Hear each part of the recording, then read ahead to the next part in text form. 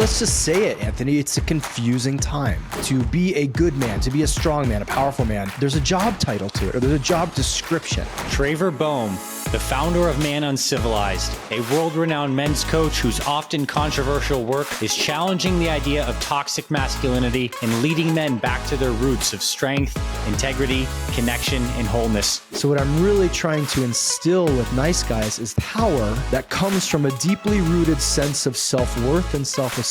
I'm not trying to fill an endless hole with feminine validation, with sex, with like 10 girlfriends. I'm here to build Uncivilized. I'm here to change the collective experience of masculinity. Is that important for men? And if so, why do you believe it's important for men? That's $1 million question, Anthony.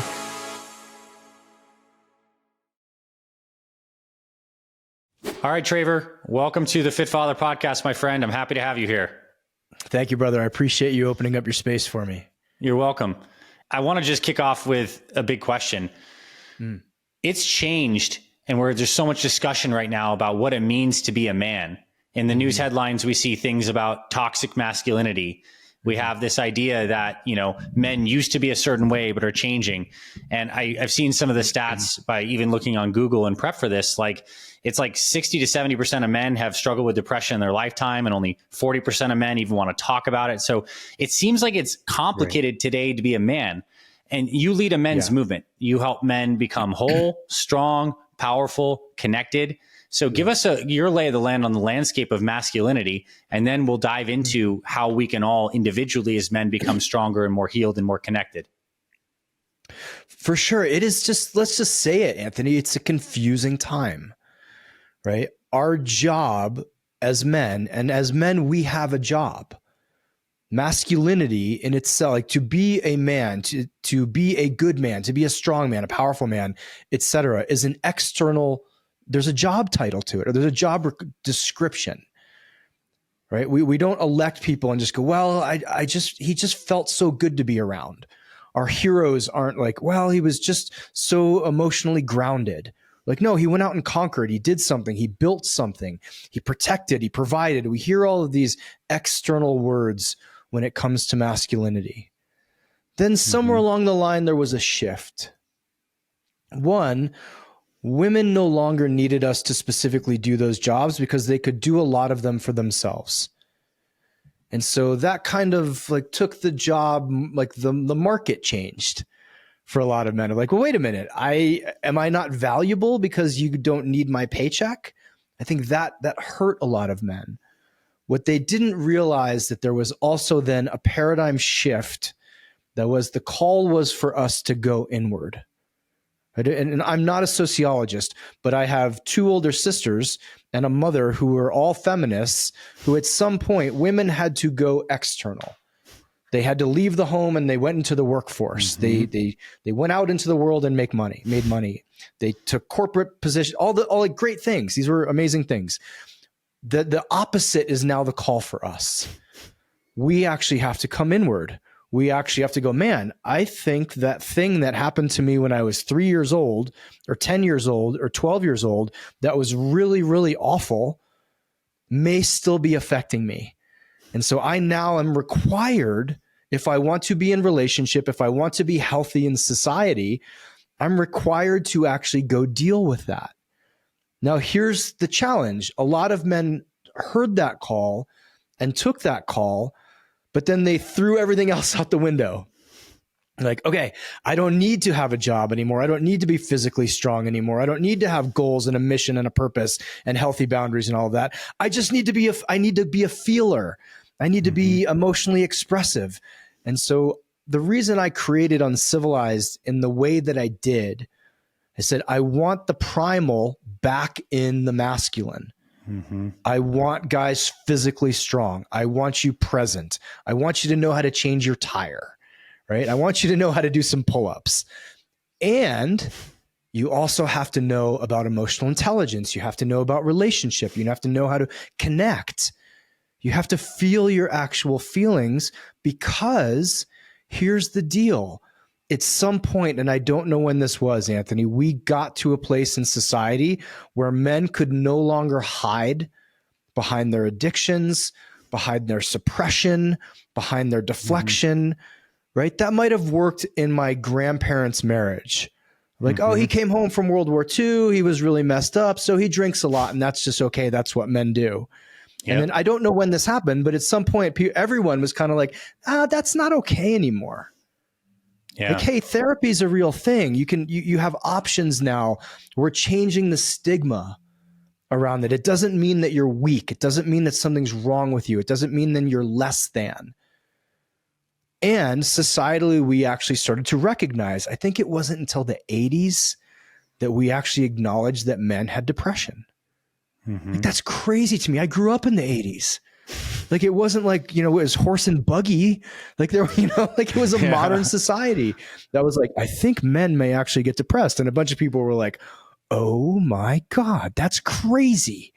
And now look where we are, et cetera. So it's a long answer to a short question, but I think we're still in that transitionary period where men are going, hey, my old job got outsourced, so I don't need it anymore, but I still need a job.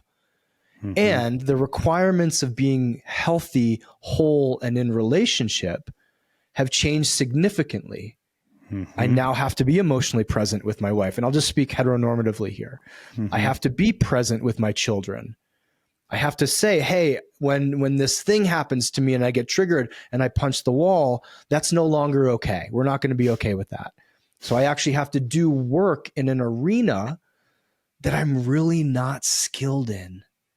And so that's also really confusing to men too. Not only are we not skilled in it, in a lot of places in America, it's still shamed and looked down upon and put down if you say, hey, something really, really awful happened to me when I was 10. And so I'm going to therapy for that. On the East Coast and the West Coast, people are like, amazing. Thank you so much. I appreciate you as a man. That takes real courage. That's really good for you, good for your children. That's going to change your generations. And I'm not just trying to pick on the flyover states because I'm in a flyover state.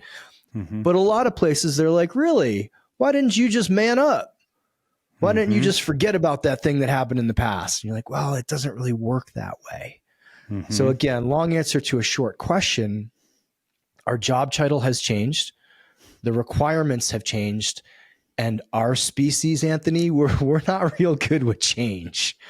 We're like, I like the old ways, It seems like, and change is happening fast. And what was so powerful about what you shared, or at least very apparent to me, it's like culture creates the field through which men are operating in. And now, like with technology, access to therapy and all this, the feminist movement, it's all so dynamically changing very quickly. And I see headlines, there's a lot of talk about like toxic masculinity, but I love a phrase that you have and you share, which is grounded masculinity. Can you compare and contrast those two pictures? For sure. One of the more popular, as in I got nasty emails about chapters of my book, is called The Toxic Masculinity Myth. Now, I'll be the first one to say that men have done and continue to do horrible things in the world. Now, I don't think they do that specifically because they're men. I think they do that because they're abused, because they're traumatized, because they're hurt, because they have other challenges. It's not inherent in masculinity. I also don't like that term at all, because when I do talk to people about it, most of them have a college degree, if not graduate degrees. And we have a very nuanced conversation about the term. Now, I know some 7-year-olds, and they don't have graduate degrees, and they don't have college degrees, and they hear that term, and their little 7-year-old mind goes, oh, being a boy is bad. For sure. Being a man is bad. Right. And there's an entire generation that grew up with that term that I now work with, or have guys that work with, that are literally ashamed of being male. And that breaks my heart. We have an ethos at Uncivilized, and the very first ethos tenet is be unapologetically male. Like, hey, if I thought we could solve the things that men are doing by shaming us, I'd do it. But I know it doesn't work. And so grounded masculinity to me, or if you know Richard Reeves, the guy that wrote Of Boys and Men, brilliant researcher, he likes the term immature or mature masculinity. Right? I love the same idea. of when I'm grounded, when I'm deep in who I am, what I'm about, in my body, I can feel, right? To me, then, when I come from that place, I come from a place of service. I come from a place of compassion. I come from a place of care. But Anthony, I still come from a place of strength. Mm-hmm. I still come from a place of, hey, I realize that I walk around in a very different body than half the planet or 3/4 of the planet because we have children involved too. Mm-hmm. That means there's a responsibility that my masculinity comes with.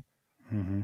And I accept that responsibility, right? If my girlfriend who weighs 110 pounds gets angry, she can produce very different results than I can produce at a 190-pound ex-cage fighter.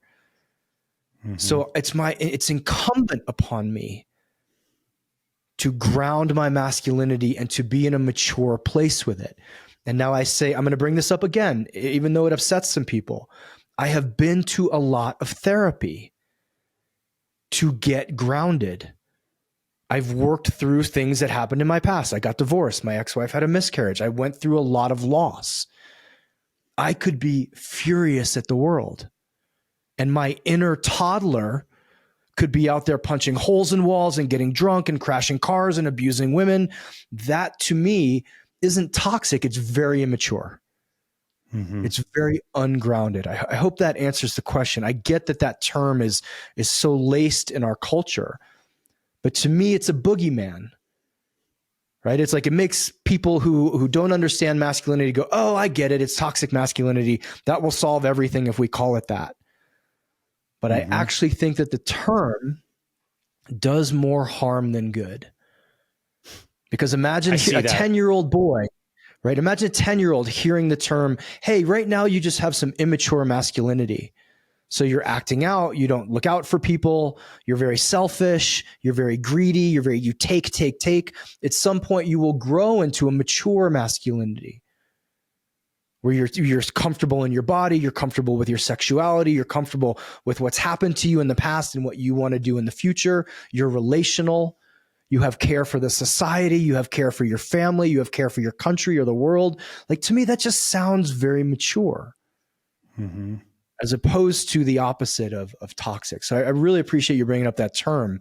I will also say, Anthony, I have gotten lambasted by people who are very, very smart, very intelligent, who go, oh, you're one of them. You deny toxic masculinity.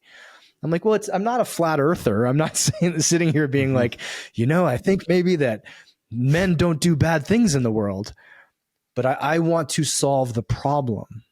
I want to deal with the challenge that's real. So I want to speak about what's true, not some fictitious title that we can spend a lot of time on and get nowhere with. Nice. And to piggyback on that last question, everything you just shared there, like, what are the needs, the core needs of men? And maybe of grounded men, of men that feel whole, but like, what are the needs that men have? A lot of what you shared at this point is like, it almost describes what a whole man can express in grounded masculinity: power, mm-hmm. but softness, grounded, mm-hmm. like this whole well-rounded. But like, are there needs specifically to men and to masculine bodies and energies and minds that helps them produce that? Yeah, I'll speak first to say that there's needs for people. We need mm-hmm. to feel seen. We need to feel heard. We need to feel met. We need to feel celebrated, right? And here's the biggie. Here's the multi-million-dollar one that we will betray ourselves and betray everything on earth to feel. We need to feel like we belong. Now, that's humans. Now, I'm going to go over and posit, let's just talk about men. We need all of those things as well. And we need to feel safe. We need to know where we fit in society. And then here's a big one. And I'm just going to, I'll say it. We need to have a purpose and a mission that's bigger than we are. Most men do not thrive If we say, hey, here's your gig, you're just going to do this same thing over and over and over, and it really doesn't mean anything, and it's got no bigger connection beyond you. But if we say to a man, hey, I want you to figure out what gifts you have that are specific to you, that you can bring to your culture, to your community, to your people. Is there something you want to build in this life? Is there something you want to create? Is there something you want to do that's bigger than you? Right? Then men are like, woof, they go on a very different trajectory. I think we can simplify this even to why are so many men into fitness?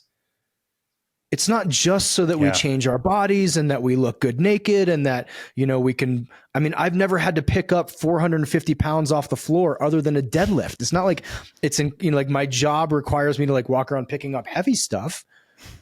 But the idea of getting 2x or 3x stronger than when I started was very, very seductive. And what did it do? It changed my diet. It changed how I sleep. It changed how I drink water. It got me to stop drinking alcohol. It surrounded me with a bunch of people. I really think that's one of the reasons why men are so interested in fitness. And when I've worked with men, one of the very first questions I ask them if they come to me are like, I don't know, man, I'm just in a funk, or I've been depressed, or I'm in this kind of flat chapter in my life. I go, cool. What are you building? Answer that question for me. What are you building that's bigger than you? And 99 times out of 100, the answer is, I don't know. And 99 times out of 100, we go, cool. We're going to figure this out together. I'll work with you on it. When it lands, woof, they go flying out of that funk. They suddenly have the energy that they didn't have. And I'm not trying to say that depression, anxiety, mental health issues are just a matter of having a purpose. There's biochemical reasons why those things exist. There's trauma but let's just say not the outlier situations, just the like, man, I've kind of been in a funk lately and I've been in a funk since I got divorced. Cool. What are you building? I don't know. Okay. What lights you up? Well, I don't know, and then here's the magic sentence, but I've always had this idea. And you're like, oh, okay, what's the idea? Well, it doesn't really make sense. And I don't know if I could do it. And I'm like, I know, tell me 7 more things why it's not the thing that's going to help you. And I really want to open a surf hostel in Costa Rica. Okay, bam. Then the next 5 years of that man's life are on point. He's sleeping, he's eating well, he's meeting people. What do you know? He's happy, he's working out. So I think, again, long answer to a short question, we need the basics of like Maslow's mental health hierarchy. We need to be seen, met, heard, and celebrated as men. We need to know where we fit into society. We need to feel safe, and we need to have a purpose. How does the purpose part play in with someone's family? Because it seems that there is some degree of purpose that men have if they have children and a wife, but it also, my intuition is just screaming at me that that's not sufficient. Like there needs to be a layer of purpose for many guys beyond that. Can you speak to that? Yeah. One, I appreciate when a man says like, hey, my family's my purpose. And like, good, because there's a lot of men who have skipped that responsibility. So I'll celebrate that man for a minute and then say, okay, what else you got? Because here's something I know as a fact. I've worked with so many men now over the years who, when the kids leave the house or the kids turn 15 or 16 and now they're driving and they're doing their own thing and they're taking themselves to sporting events and they're yada, yada, the guys fall apart, right? Because they didn't have something bigger than the family. I also think it's really important for men to show their kids, hey, dad's a family man. Dad's a dad. Dad's dedicated. Dad's here. Dad's doing the work. Dad loves mom. And dad has this thing. Dad plays the guitar. Dad races cars.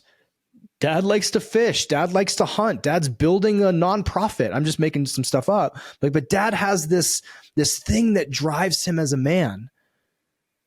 And Anthony, this is why I also think it's really important. And I don't have children, so I'll speak to it as someone who doesn't. I know when my life fell apart, when I got divorced, when I sold my business, I know how flat and uninspired and like that was a dangerous time in my life, mental health wise.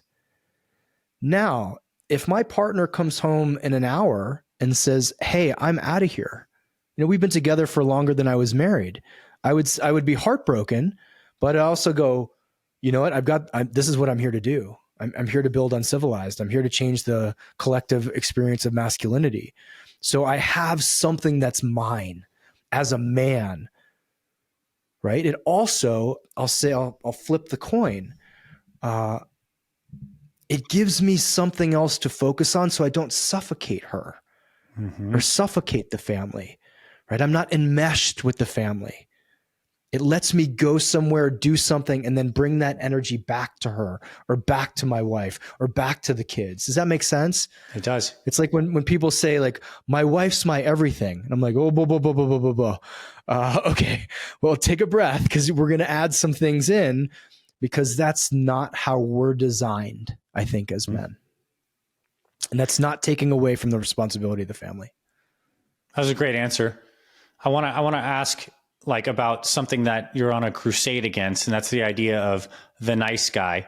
And I think the nice guy is kind of similar to maybe a guy who says, my wife is my everything, my girlfriend's my everything, or always tries to comply or be complacent to fit in. Can you define that? And why is that actually maybe the red herring for, what toxic masculinity is said to be the problem, but maybe nice guys are the actual problem or a symptom of a man who's not fully expressed? Can you speak into that, please? For sure. And let me just raise my hand as like the number one nice guy on the planet. So I'm speaking from experience here. If any of you listening have ever said the sentence, happy wife, happy life, you're setting yourself up for a disaster. And I want you just to think about this let's talk about sovereignty. Let's talk about agency. If I am dependent, Anthony, if I am dependent on someone else being happy for me to be happy, if I am dependent on someone else being satisfied for me to be satisfied, I have given all of my power to that person.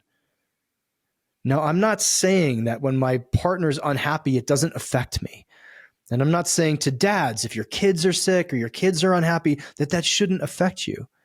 But if we speak specifically to the relational space with your spouse, if your goal is to make her happy so that you then feel happy, I'm going to say something pretty inflammatory. To me, that's very selfish. It's selfish to actually take my wants, my needs, my desires, my goals, my unique reason for being on this earth, and put that on the shelf and say, honey, what do you want to do? Honey, what do you like? Honey, let me change who I am so that you stay with me and are happy and will sleep with me. That is a terrible way to live. And I know it because I did it. Right? So when I work with nice guys, and this is my bread and butter, I love these guys. So often we have to shift them to what would you do? And please, please, please, please hear this. I'm not saying that I want women to go away forever. Someone's going to listen to this and email me and be like, bro, why do you want women to go away forever? And I'd be like, you didn't listen to the asterisks. I don't want that. But the very first question I ask them, Anthony, is what would you do if there was no more women? And it freaks them out. I'm like, would you still drive the same car? Would you live in the same city? Would you go to the same coffee shop? Like, what would you do? And what would you stop doing? Right? Because we're talking about sovereignty. We're talking about agency. You as an individual man came into this earth and onto your path and into your journey with hopes, dreams, wants, desires, skills, talents, and gifts. And yes, there may be times when those get put to the side temporarily. Right? You have a sick parent, you have a sick spouse, you have a sick kid, your job changes, you're going through a process. That's okay. But who you are at your core, why you're here at your core, what you're here to bring has to stay front and center. It has to. And I will tell you that when it comes from a grounded place and it still involves your heart, it will actually make the right people even more attracted to you. I hope that lands, right? I'm not talking about like dictatorship. You're like, well, honey, I listened to this podcast and this guy says that my wants, needs, and desires are number one. So here's how things are going to go from now on. Like, please don't do that. That's a recipe for disaster. But what's not a recipe for disaster is to say, hey, you're a sovereign individual person. You need to take care of yourself. I'm a sovereign individual person. I need to express myself in a certain way. And our relationship meets in the middle. And when it does that, it's really exciting. When it does that, it's really energized and it's really inspired.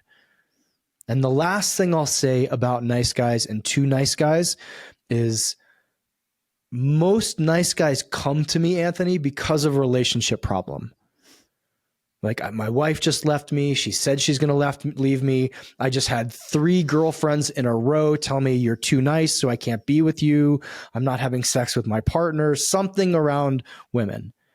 And my very, very, very favorite thing a year later is when I get an email or get a text or get a DM that says, hey man, you want to know something really cool? I now have like 8 really good guy friends. I'm going hunting this weekend with a buddy. I have a little men's group here in my garage. We started playing poker on Thursday nights. And I got to tell you, like, I'm happier than I've ever been. And I haven't been on a date in 6 months. And it, like, that to me is like, okay, you're whole now. You as a man know how to operate as a man on your own. Now, here's why that's beautiful. The next time that guy gets in front of a woman, he gets to make a choice. Do I want to be with this woman or do I not want to be with this woman? There's no choice if it's a need. Mm-hmm. I need to be with her to be okay in the world. That's not a choice. So what I'm really trying to instill with nice guys is the concept of, one, power that comes from a deeply rooted sense of self-worth and self-esteem. I know who I am in the world. I know why I'm here. I'm actually pretty potent at that. Right? And I now can make choices because I am whole. I'm not trying to fill an endless hole with feminine validation, with sex, with like 10 girlfriends, whatever it is. And the price that I'm no longer willing to pay is me not being authentically me. Mm-hmm. I know that's a mouthful, but when I see it happen, and I've seen it happen so many times, there's like no bigger joy in my life is seeing these men, 3 months later, 6 months later, and they're the stories they have, brother, of like, hey, I had a guy like 2 months ago call me and we worked together for a bit, and he was in his 60s, his kids had graduated, like he'd done the thing, right? And his big audacious, like, no, I couldn't really do it, was to move to like wherever Mardi Gras is and play music. And he's now there playing music. Like, he called me because like his wife was upset and they weren't having sex, or he's like, now he lives in, where is that? And somewhere in Louisiana. New Orleans. Thank you. In New Orleans. Thank you. And he's playing music. And to me, what I heard was, I'm doing what my soul is supposed to do. I'm no longer willing to trade my soul's expression for a one-line term that's happy wife, happy life. Yeah. Well, I want to ask you, and I want to ask for the guy who feels like he has the responsibilities of a family, mouths to feed, bills, mortgage. He's in a job that doesn't honestly fill his soul up. In fact, he may not even like it, but he feels like he must continue. He's on this hamster wheel of what he's created, and he finds meaning in his kids, and his marriage is okay.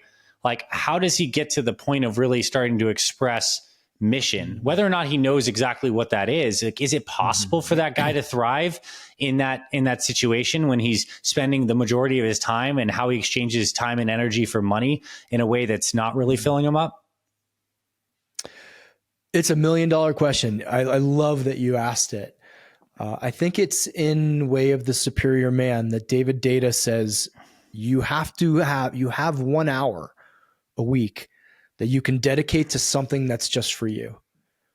And if you don't have that, or you're not willing to do it, then get rid of the thing, whether it's playing the guitar, whether it's writing, whether it's creating videos, whether it's something for you. So I have a lot of thoughts on this. I would say to that man, first of all, bless you for being dedicated, for showing up, for continuing to feed your family and do the work, and like suffering, to make sure that your family's okay. One, there's nobility in it, but there's not sustainability in it. And my curiosity to that man is, what do you have to do to be okay in that situation? Is it drink? Is it smoke pot? Is it look at porn? Is it gamble? Right? I have yet to meet a man who's in that situation who isn't doing something to be okay in that situation. And so I would also then say to that man, so start slow, titrate it, 1 hour a week. What can you do? Can you get curious? Can you journal on what could this move be? What could be next for me? Or is it that I just actually have to stay here because I have a sick parent, I have 3 kids, my skill set, and I'm not going to pick on plumbers, but like I'm a plumber and you can't really do that online. There's not like, I don't think you actually have to show up to the job and do it. Is there a plan? Okay, when the youngest turns 18, and is out of the house, this is what I'm going to do. Or is it I'm going to start a side hustle? Or is it just I'm going to express myself in a way that's not monetized, right? I'm going to make art. I'm going to write. I don't care what it is. Is there something that man can do for himself? And I'm saying this, Anthony, because here's what I know. Around 40 to 45, it seems, somewhere in that window, men who have been stuck in jobs that they don't like, or picked a job with their head, which is fine. We all, like, none of us at 22, I don't think we're like, I don't know what my soul's deepest desire is. It was like, cool, I'm out of college. I have school loans and rent to pay, and this whole adulting thing is hard.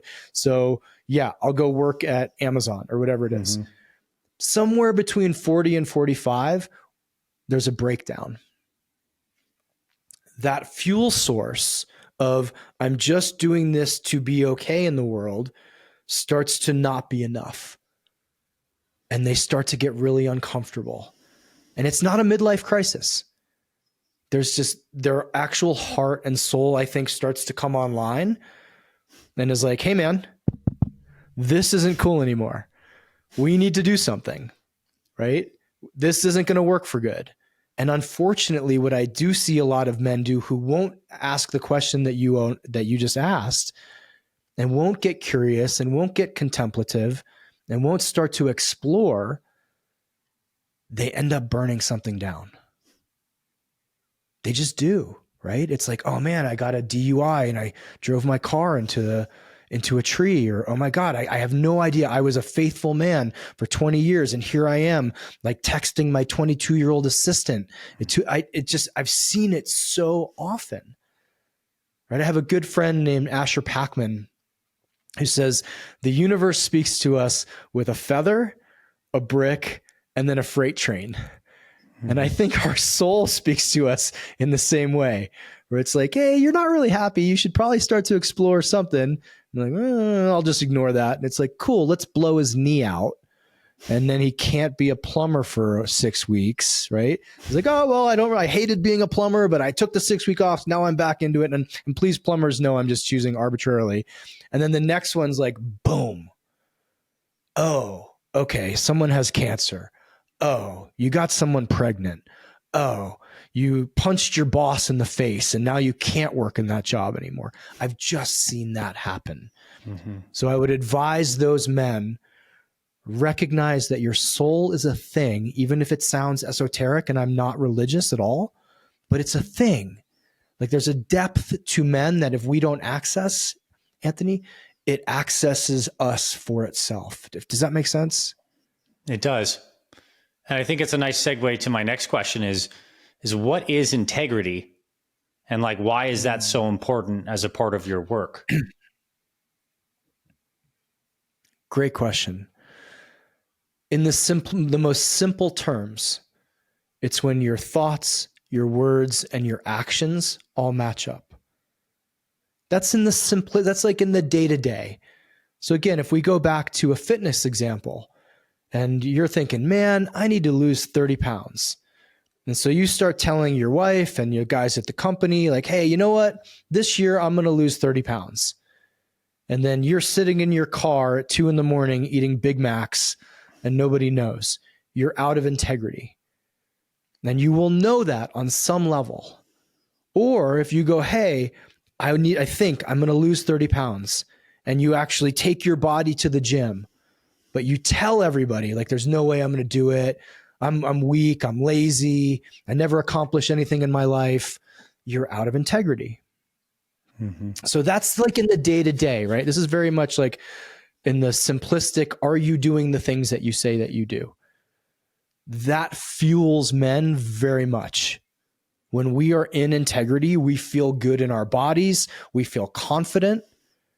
We feel on purpose. We feel happy. We feel satisfied. It's a very simple fix, right? When people ask me, like, where should I start with men's work? There's 500 books and there's these groups, and what do I start? I go, start with integrity. Where are you out of integrity, right? Can I look through your internet history, right? That's like question one. Now we can take the bigger version of integrity.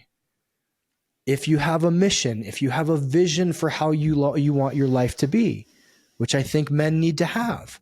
Where do you want to be 10 years from now? What do you want to be doing? How do you want to affect change in the world?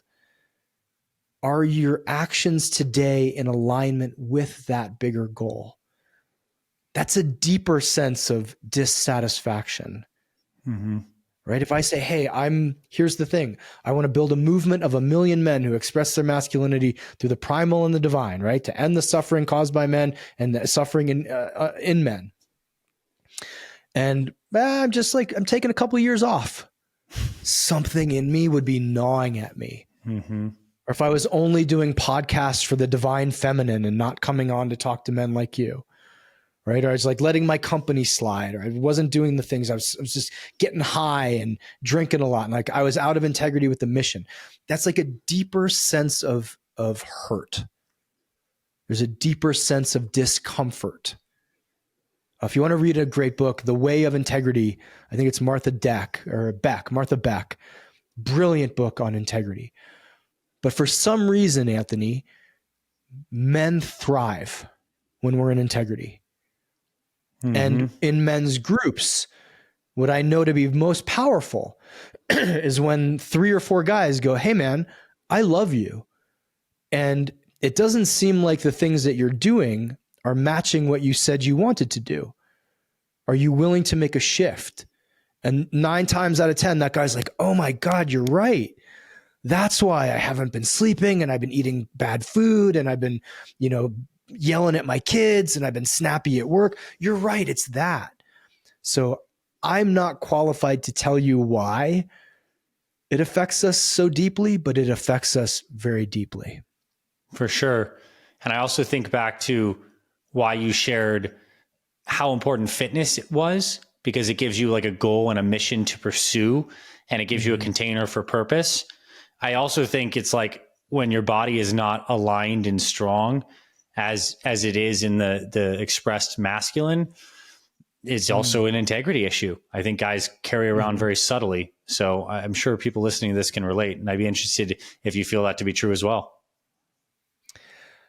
I got to tell you, man, we are still animals, and men specifically, we like, I'm making this word up. We hierarchicalize, get what I mean? Like we put in ourselves in a hierarchy.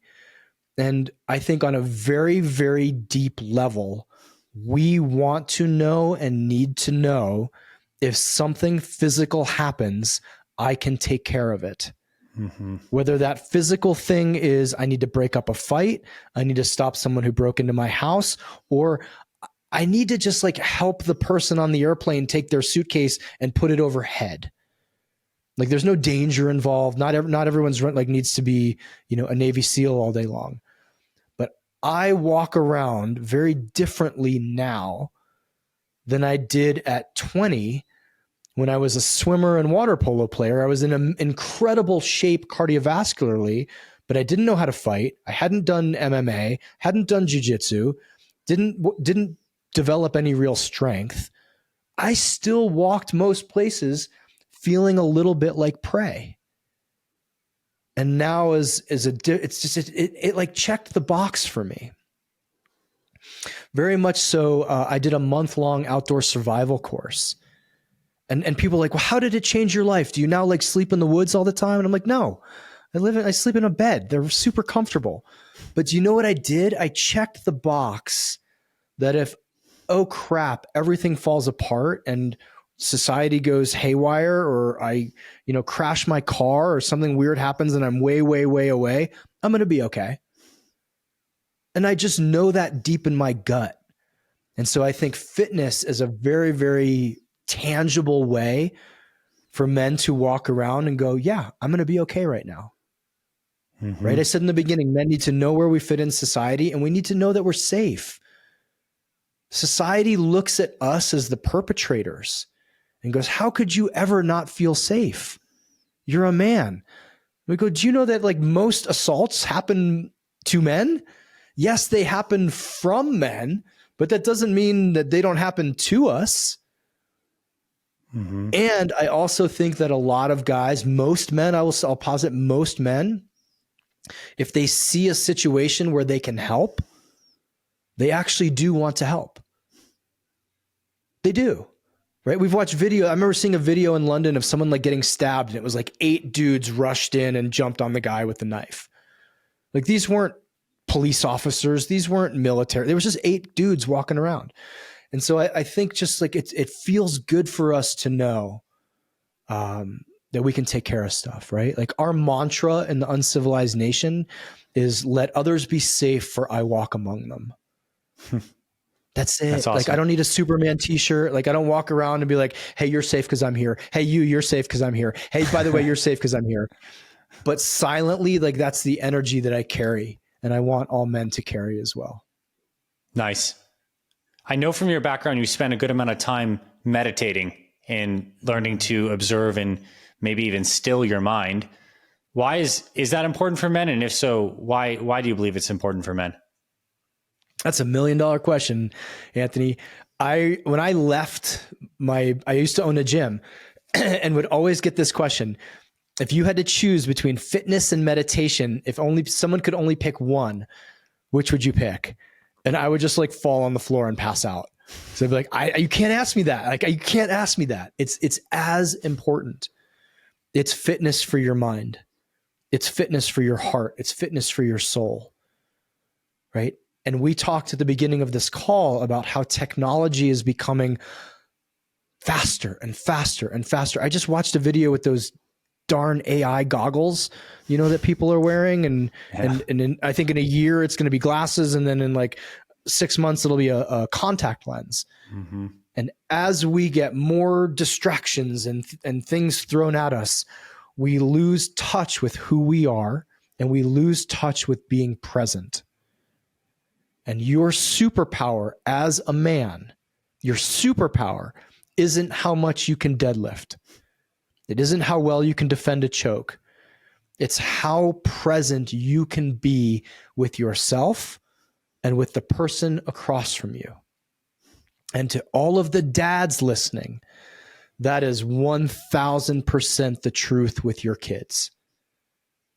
It breaks my heart to see a man on his phone with his kids, like basically looking up every 5 seconds to see if he's paying attention to them.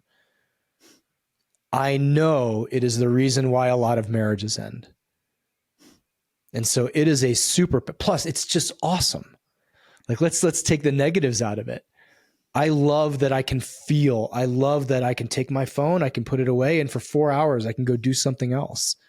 Mm-hmm. I love that I can sit on that mat to my left for an hour straight without losing myself, without having to do something because there's so much energy that's out of my control and I can't deal with it. I can't deal with the chaos of my own being. I love that. And I love that practice. And you asked, is it necessary? I've taught so many dads to meditate. And the number one thing that they come back and say is like, man, it's super freaky.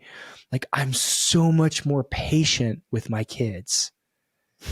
And then I think like 3 generations from now, when those kids grew up with a patient dad, so they became patient dads and they had kids and those kids had a patient dad. And by the way, we've already joked about it.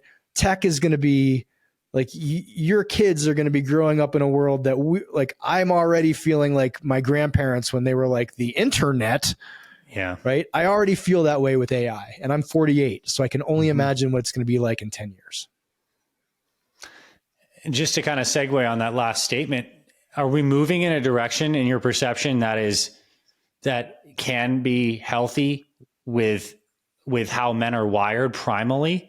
Like, we're advancing technologically and we're diverging from some of these primal roots.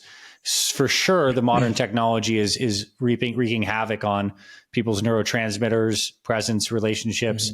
Like, is the direction it's going? Like, is it possible for these things to deeply coexist in your mind? Is there going to be a recoil back to primal roots? Like, what do you see as a forecast? About 8 months ago, Anthony, I invited 7 men to my house, and I knew 3 of them. And they said, here's what we're going to do. We're going to have dinner. I'll feed you guys. And we're going to talk about one question and one question only.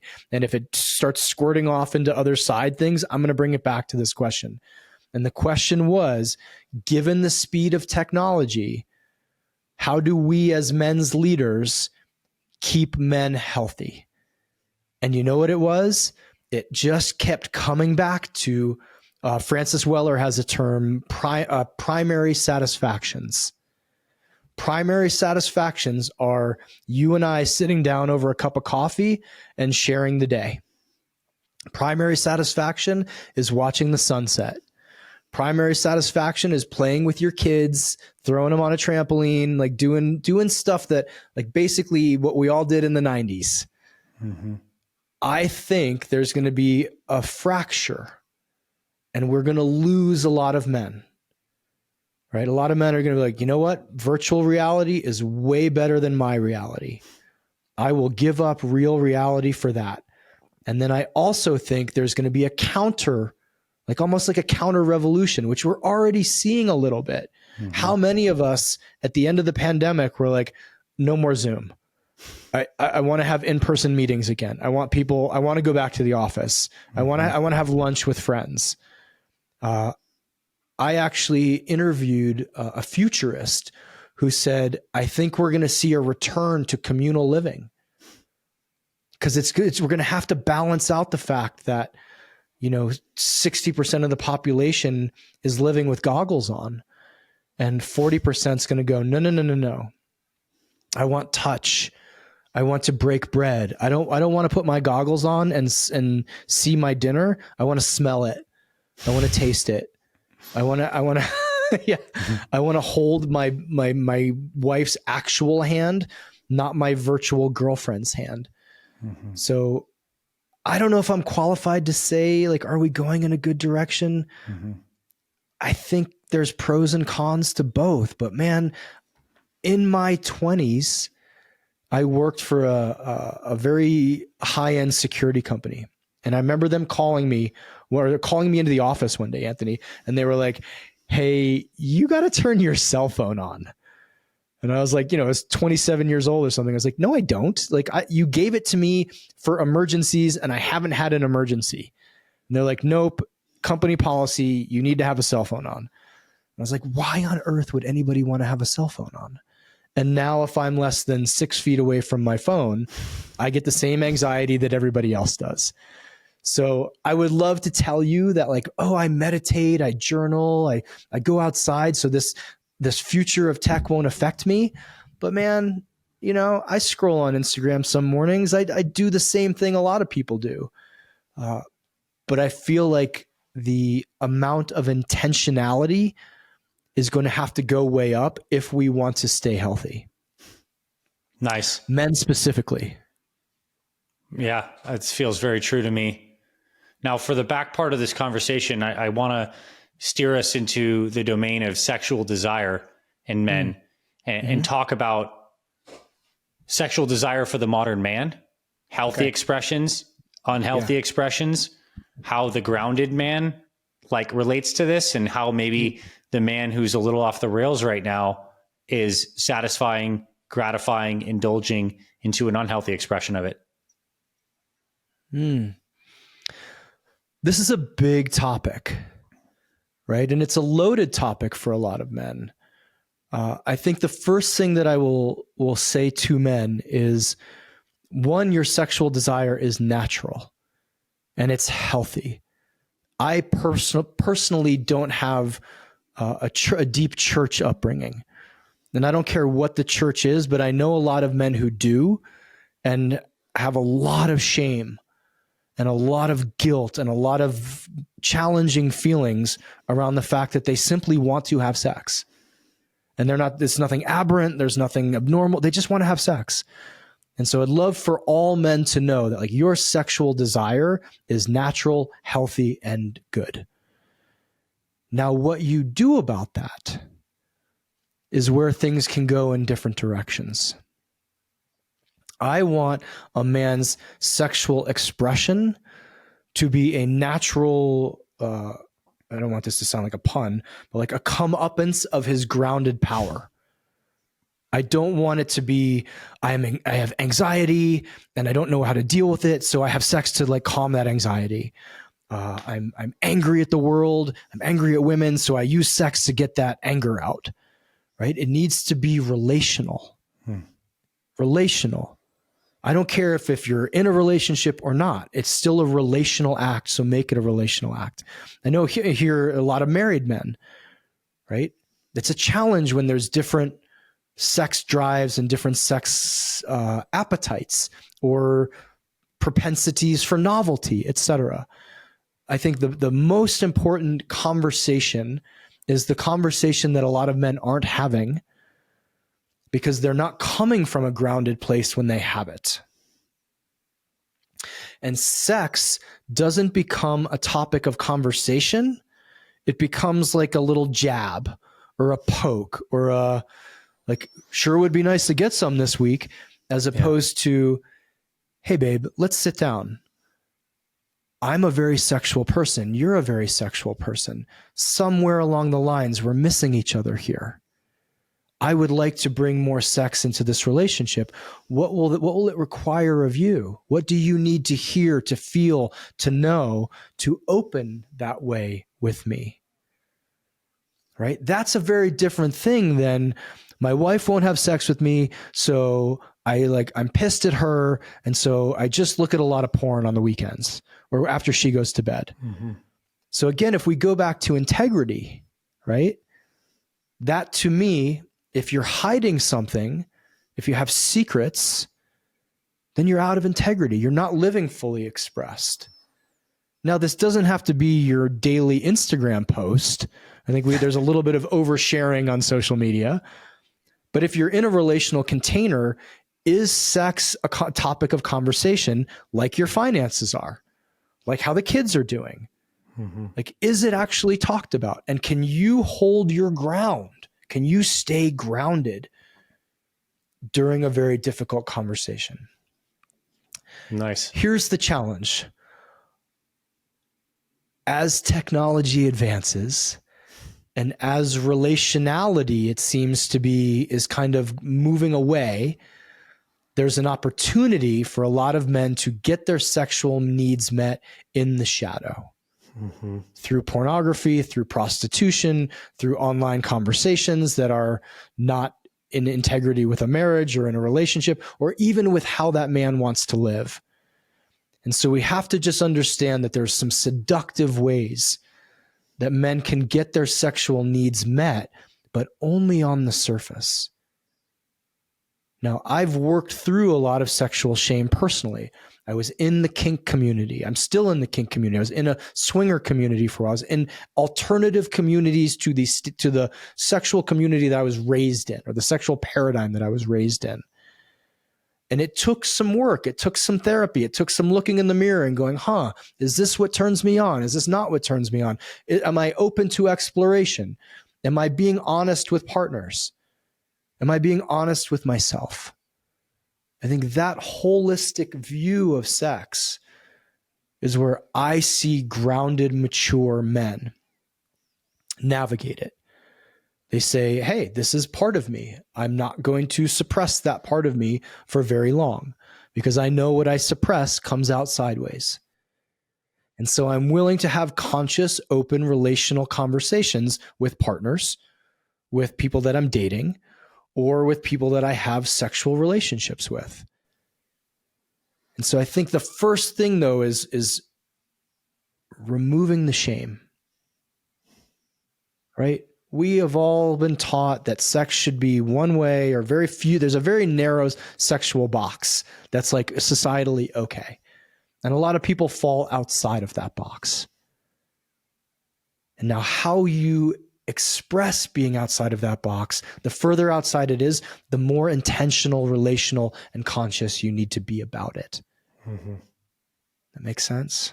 Totally. That was a great answer. I mean, I know we said we didn't have it could be a big topic, but I think that was as succinct as you could have been to go that deep. Huge topic. Well, I have another kind of carry on with that is in a lot of men's work, they talk about semen retention and conserving and directing sexual energy. From your studies and personal experience, is there value to those types of practices? Is that something that's on your radar? Let's speak into that. It's not my specialty, Anthony. I've done it, right? And I also have a background in traditional Chinese medicine, which has a view of ejaculation is like you're ejaculating out a very potent energetic source that you have. So it's like, this is the way I would describe it to guys. It's like if you come into the world with a certain amount of gold in your savings account, that's what you're losing when you ejaculate. So Chinese medicine would say, hey, a guy in his 40s, you should only be ejaculating like twice a week at most. And yet you hear of these guys who are like, I haven't ejaculated in 2 years, and maybe they can like levitate and do some other high level consciousness stuff. And then you hear Western medicine is like, wait a minute, your prostate actually will benefit from you ejaculating. So my view on it is, I think it gets more, it seems to fall in this same weird category that a lot of the men's space has, which is like the more you suffer, the more of a man you are. Like I wake up at 3:30 in the morning and I immediately go in a cold plunge, and then I listen to David Goggins while I run 50 miles barefoot, and then I never ejaculate. And it's like, okay, cool. That may work for you if you lacked discipline and you need some discipline. But I also think a celebration of joy, a celebration of life, a celebration of like, what if the men's space had an outbreak in happiness, joy, and satisfaction? that may actually be confronting for a lot of guys. Mm-hmm. And so to answer your specific question, sexual discipline to me is very important. Just like discipline with alcohol, discipline with food, discipline with food. But I'm not going to not engage with it at the expense of living a great life. Mm-hmm. And I think especially as we get older, like I know I'm never going to be a professional athlete again. So there's no reason for me to train 3 times a day. Right? It doesn't make sense to me. I'd rather go like hike a mountain and look at a sunset at this stage of my life. Mm-hmm. If I was ejaculating 4 times a day and not getting anything else accomplished, then I would say there's a really good opportunity for you to go 2-3 months without doing it and look at what comes up from that. Oh, I'm actually a really anxious person. Oh, I'm actually numbing myself because I'm angry at my dad, or I don't like my job, or such and such and such and such. So it seems like ejaculation may be the canary in the coal mine there. Yeah. And then it is a positive thing to withhold. But I'd be speaking outside of my expertise if I say like, hey, no, like this is Tantra, this is Mantak Chia and those practices, and a man should only come twice a year or whatever it is, or ejaculate twice a year. I don't engage in it. And I've actually seen it to be one other way that a lot of men just punish themselves. If that makes sense, right? It's like, totally. I don't want to actually, or they don't want to engage with what does healthy sexuality look like for you? That's the deeper question, Yeah. That's great. Now, I think for the guys that are still listening to this up to this point, I honestly feel like they're ready to be called up. And I want to give you the space to issue them a final challenge or statement or some encouragement that is both like it puts a nice bow on this conversation, but also gives them something to sink into. And that could be, directly going to your website in your materials. It could be some words of wisdom or something you want to emphasize, but I give you the floor to kind of wrap us up here. Beautiful. I'll take the opportunity. Go to my website, manuncivilized.com. Get yourself a copy of the book. Like, read Man Uncivilized. Do it, please. I make like $1 a book, so this isn't how I'm going to retire. But I will say to men, a lot of us have been sold some untruths, that you're not needed, that you're not necessary, that nobody cares about you, that your pain has no validity or value. I'm going to challenge those to my dying day. And I will also say to every man listening, you are important. And what you do with your life matters. And at the end of the day, I volunteered in hospice, Anthony, for almost a year and held hands with people who were dying. And there's going to come a point for all of us when that comes. And when that happens, I want to look back on my life. And I want every man who's ever listened to me or been in my orbit to look back on his life and go, hell yeah, I did it. I did the thing. I took the risk. It made no sense. It wasn't logical. But man, my heart, my soul said, you better get up and go do that thing. I have surrounded myself now with men who live that way. Powerful men, responsible men, good fathers, good husbands, but somewhere along their path, there was a call to do something different, to step outside the societal box, to be a little unconventional, to take the risk, to play at a bigger level. And every single one of them who did, even if they fell flat on their faces, are more whole men because of it. They're more interesting men because of it. They're healthier men because of it. They're happier men because of it. And they've just like, they get it. We are not here to be, it's like we can go back to Fight Club. We're not here to live in cubicles. We're not here to just punch numbers. Like your father, your grandfather, your great-great-grandfather was probably an adventurer. Right? His life was radically different. And he lived, and your father lived, to give you the opportunity to go do something bold. Like, find your balls, find your heart, find your soul, and take a damn risk. That's what I'll leave you with, because I guarantee you that makes a life worth living. And I'll say that as someone who has fallen on his face a number of times. And I'm still grateful for every single time I went, you know what? I'm going for it. So guys, go for it.